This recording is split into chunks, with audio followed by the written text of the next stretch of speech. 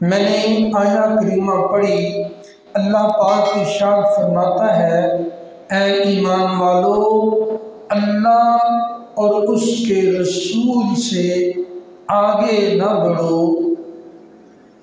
हुआ ये था कि सहाबा-ए-किराम रिज़वानुल्लाहि अलैहिम अजमाइन ने हुज़ूर नबी करीम अलैहिस्सलाम से पहले कुर्बानी कर ली, तो अल्लाह पाक को ये बात गवारा न गुजरी।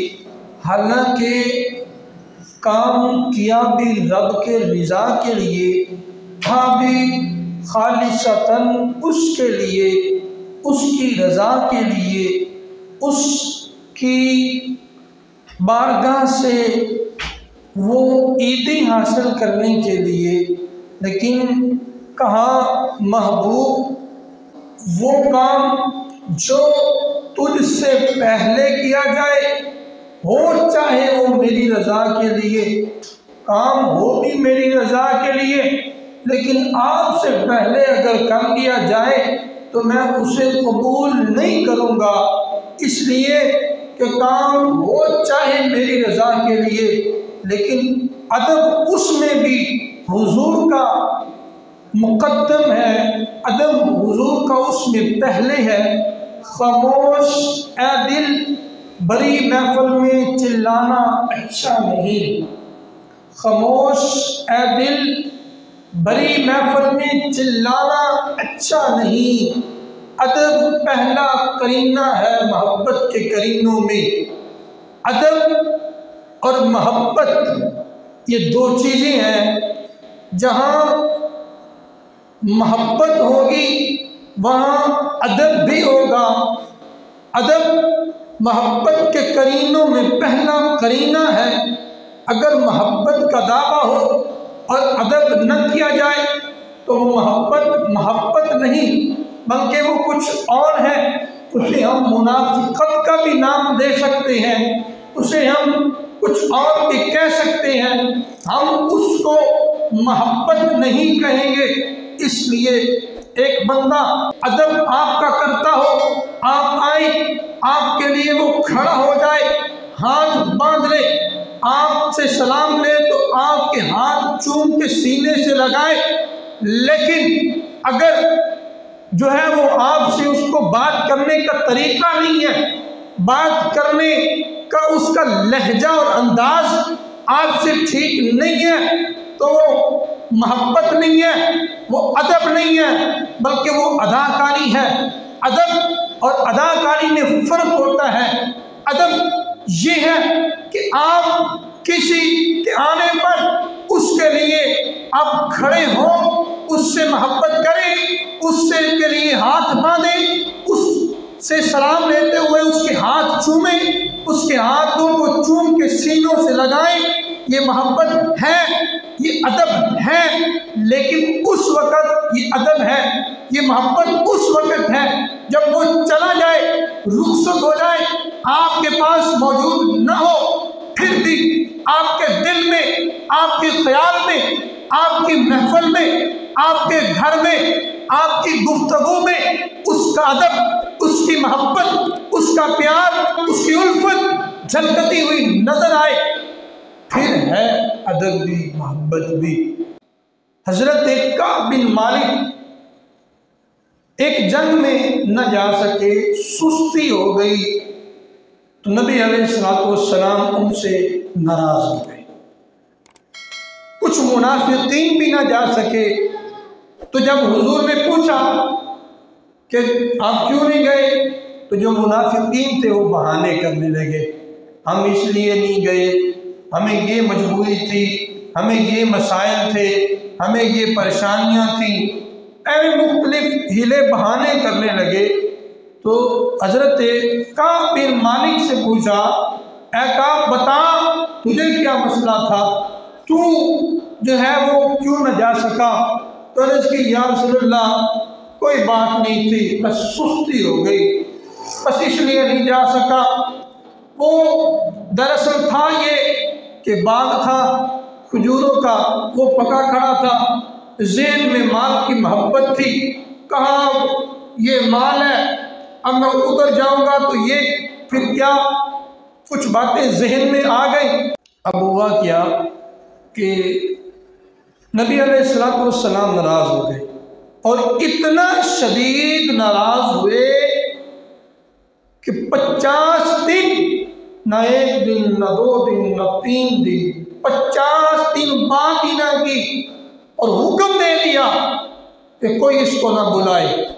और बस फिर यहीं तक नहीं, बल्कि ये भी हुक्म दिया कि अपनी बीवी को उनके मेके भेज दो। अर्ज़ की या रसूलल्लाह, आप हुक्म दें तो मैं तलाक दे दूँ?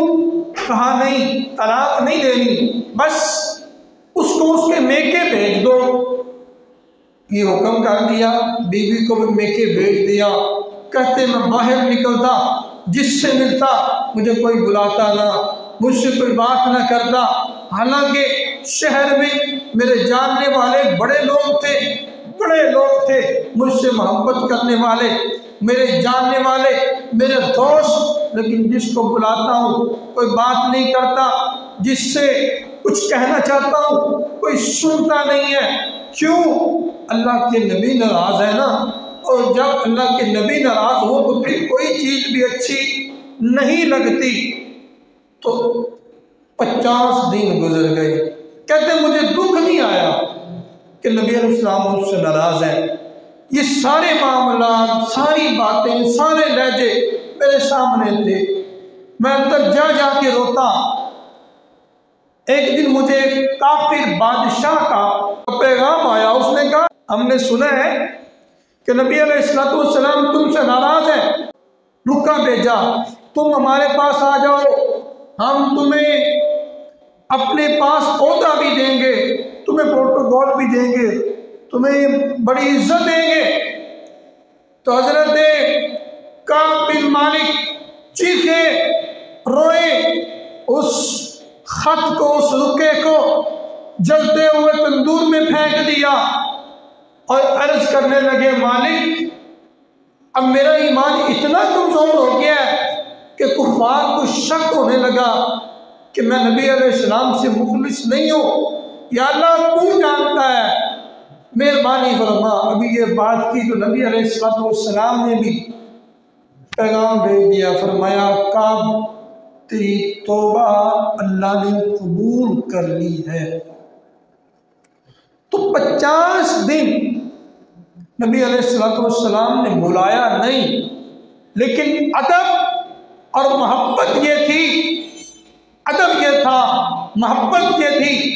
उसके बावजूद एक लम्हे के लिए भी उनके जहन में ये ख्याल तक नहीं आया कि मैं नौजुबिल्लाह दीन को छोड़ दूँ या नबी अलैहिस्सलाम मुझसे अच्छा नहीं कर रहे, बल्कि यही सोचा कि मेरी गलती है, मैंने गलत किया। फिर हुजूर के बारगाह में हाजिर हुए, अर्ज़ की या रसूलल्लाह, ये जो माल है ना, ये माल आपकी जो गुलामी में ये रुकावट बना है, आपकी बारगाह में आपके हुक्म पर अमल करने में ये माल रुकावट बना है। या रसूलल्लाह हुक्म दे, मैं इस सारे माल को सदका कर देता। जो चीज़ उसकी राह में हायल हो फूंक दो, बेचराग जो महफल हो फूंक दो, आजम बला से वो अपनी हस्ती ही क्यों ना हो, आजम बला से वो अपनी हस्ती ही क्यों ना हो। जो चीज़ यार की राह में हायल हो उसे फूंक दो, जो हुजूर की राह में, जो जनाब की राह में हायल हो उसे फूंक दो, उसे ख़त्म कर दो। या रसूलल्लाह हुक्म दे सारा माल, और मैंने सारा माल नहीं, एक हिस्सा सदका कर दो, खर्च कर दो, 3 हिस्से अपने पास रखो। अदब और मोहब्बत का ये तकाजा है कि जिससे आपकी मोहब्बत हो, जिसका आप अदब करते हो, उसके मुंह पे भी उसकी मोहब्बत, उसका प्यार, उसकी गैर मौजूदगी में भी उससे प्यार। ये अदब रसूल जो चीज़ है ना, ये बड़ी कमाल की चीज़ है। हजरत बरा बिन आज़िब ईद के दिन खड़े होकर लोगों को ईद के मसाइल बता रहे थे।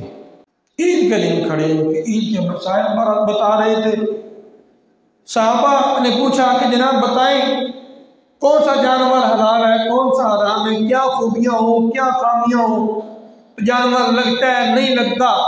तो जनाब ने बताया कि हुजूर ने हमें उंगलियों पर गिनकर चंद चीज़ें बताई थी कि उसमें ये ऐब हो तो वो जायज़ है, ये ऐब हो तो जायज़ नहीं है, ये हो तो ये हुक्म है, ये हो तो ये हुक्म है। ये चंद बातें गिनवा दी और गिनवाने के बाद कहने लगे सारी बातें ठीक है, लेकिन ये जो उंगलियां है ना मेरी, ये जो मेरी उंगलियां हैं ये हुजूर जैसी नहीं है। ये जो मेरी उंगलियां हैं ना ये हुजूर जैसी नहीं है।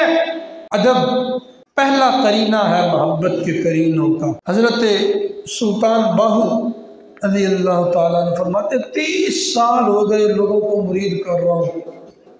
30 साल एक एक मजलिस में सैकड़ों लोग मुरीद होते हैं, लेकिन जो आता है वो दुनिया के लिए ही आता है। मैं दुआ करता हूँ, दुआ करो अल्लाह मुझे एक मुरीद दे दे, लेकिन हो वो जो उसकी तड़प रखता हो, जिसके दिल में उसकी तड़प हो, उसका दर्द हो, उसकी तलब हो, उसकी रज़ा की तलब हो। दुआ करो मुझे एक ऐसा मुरीद मिल जाए। रब का तालिब कोई नहीं मिलता, रब का तालिब कोई नहीं मिलता, जो मिलिया तालिब ज़रदा हू। हज़रत सुल्तान बाहू फरमाते हैं जेड़ा भी मैनू मिलिया दुनिया का तालब मिलिया, रब का तालब मैनू कोई ना मिला। जब आका अलैहिस्सलातु वस्सलाम दुनिया से तशरीफ़ ले गए ना तो हज़रत अबू बकर सिद्दीक़ रज़ियल्लाहु ताला अन्हु खलीफा बने। अब हुजूर के मिंबर की 3 सीढ़ियाँ थी। हुजूर पहली ऊपर वाली सीढ़ी पर खड़े होकर लोगों को वाज़ करते, लोगों को बयान फरमाते। जब हज़रत अबू बकर सिद्दीक़ का दौर आया तो हज़रत अबू बकर सिद्दीक़ दूसरी सीढ़ी पर बैठकर दूसरी सीढ़ी पर मौजूद थे और बयान करने लगे। लोगों ने कहा जनाब ये किया, आका अलैहिस्सलातु वस्सलाम तो ऊपर वाली सीढ़ी पर बैठकर बयान करते थे, आप दरमियान वाली पर बैठकर क्यों कर रही हैं? तो कहने लगे मेरी क्या मजाल है कि मैं उस जगह बैठूं जहां महबूब बैठे, मेरी क्या जरूरत है? मैं तो उस जगह बैठूंगा जहां महबूब के कदम लगे हैं, मेरी क्या जरूरत। उसके बाद जब हज़रत अबू बकर सिद्दीक़ का दौर चला गया, हज़रत उमर का दौर आया।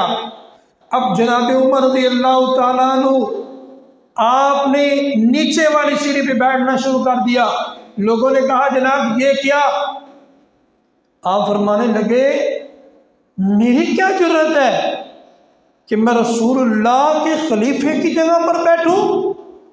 मैं उस जगह पर नहीं बैठ सकता हूँ, मैं भी हुजूर का ही खलीफा हूँ, मैं भी जो है वो दीन का रहनुमा, लेकिन मेरी जरूरत ये नहीं है। वो लोग थे जो जनाब के गुलामों का भी अदब करते थे, जनाब के गुलामों से भी मोहब्बत करते थे। कहते हैं कि जब हज़रत उस्मान का दौर आया तो हज़रत उस्मान रज़ियल्लाहु ताला अन्हु ने क्या किया, आपने उस मिंबर को 3 स्टेप उसके और लगवा दिए और बड़ा करवा दिया। अब जो ऊपर वाले 3 स्टेप थे ना, एक हुजूर अलैहिस्सलातु वस्सलाम वाला, एक हज़रत अबू बकर सिद्दीक़ वाला, एक हज़रत उमर वाला, उन तीनों को ऊपर कर दिया और जो नीचे वाला स्टेप था ना उस पर बैठना शुरू कर दिया। कहा मेरी ये जुर्रत नहीं है कि मैं उमर की जगह पे बैठ जाऊं। फिर कहते हैं कि जब हज़रत अमीर मुआविया रज़ियल्लाहु ताला अन्हु का जब दौर आया तो आपने उसको शाम में ले जाना चाहा। कहते हैं जब उस मिंबर को तवर्रुकन ले जाना चाहा ना, कहते हैं कि जब उस मिंबर को उठाने के लिए हाथ लगाया तो दिन का टाइम था, लेकिन पूरे शहर में ऐसा अंधेरा छा गया, यूं लगा कि अभी फुल रात का टाइम है। मैं बड़ा शर्मिंदा हुआ, मैंने वो मिंबर उसी जगह पे रख दिया और सहाबा से मैंने माजरत की कि मेरी ये जुर्रत कि ये मिंबर यहाँ से उठाकर मैं शाम लेकर जाऊं। कहा नहीं मेरे सखियों, वो तो वो थे जो उनका अदब तो बड़ी बात है, उनकी चीजों का भी अदब करते थे। जहां महबूब के कदम लगे वहां उस चीज का, उस जगह का अदब वो अपने लिए फर्ज समझते थे, जरूरी समझते थे। नबी अलैहिस्सलाम ने आदाब सिखाई है, मोहब्बत सिखाई है, प्यार सिखाया है। जहाँ बोलने की जगह हो वहाँ भी बोले, जहाँ बात करने की जगह हो वहाँ भी बात करें। ये जुबान है जो बंदे को बेअदब बना देती है, ये जुबान है जो बंदे के रिश्ते तोड़वा देती है, ये जुबान है जो बंदे को कुफ्र तक पहुँचा देती है, ये जुबान है जो इंसान इस जुबान से कलमा अदा जब तक न करे सारी जिंदगी कहता रहे मैं मुसलमान हूँ, मैं मुसलमान हूँ, उसका ईमान का यकीन नहीं। जब तक ये जुबान का लोथड़ा कलमे का इकरार न करेगा तब तक तेरे ईमान का भी यकीन नहीं है। ये वो जुबान है, ये जुबान फितना भी बन सकती है, ये जुबान मोहब्बत का पैकर भी बन सकती है। इसलिए हमने ये देखना है, हमने कहाँ पे बोलना है, कहाँ पे बात करनी है, कहाँ पे बात नहीं करनी। मैं अक्सर ये बात क्या करता हूँ कि जो बंदा बेअदब होता है वो सबसे पहले अपने बाप का, अपनी माँ का वो बेअदब होता है, फिर वो अपने उस्ताद का बेअदब होता है, फिर वो अपने बुजुर्गों का बेअदब होता है, फिर वो अपने औलिया का बेअदब होता है, फिर वो आइम्मा का बेअदब होता है, फिर वो सहाबा के बेअदब होता है, फिर हुजूर तक पहुंचता है। ये ऐसे नहीं आए दिन ये गुस्ताखियां, ये नबुव्वत के दावे, ये बातें कौन होती है यार? ये लोग ये कहां से उठ के आ गए हैं? दावे नबुव्वत के करते हैं, पता है नहीं बात करने का, ये बेदबी है। हुजूर अलैहिस्सलाम के बारे में ऐसे ऐसे जुमले रखे जाते हैं और इस वक्त का एक बहुत बड़ा फितना जो नबी अलैहिस्सलाम की भी वो आपके बारे में बातें करता है, सहाबा की तो गुस्ताखियां करता है, हमारे औलिया की गुस्ताखियां करता है, इंतहाई बेअदब है। मैं गारंटी देता हूँ, मैं उसे नहीं जानता उसका बैकग्राउंड, मैं गारंटी देता हूँ जाओ उसके बाप से पूछ लो ना, उसका बाप कहे कि ये मेरा गुस्ताख तो मुझे पता नहीं। यहां से लेकर पूरी दुनिया में घूम ले, जो बंदा बाहर बुजुर्गों की औलिया की बेअदबी करता है पहले वो अपने बाप का बेअदब होता है। ये बात साबित शुदा है, मैंने तजुर्बे से आजमाई है। हुजूर ने पूछा, हुजूर ने कहा साहबा ये बताओ कि वो कौन सा दरख्त है जिसके पत्ते हमेशा हरे रहते हैं?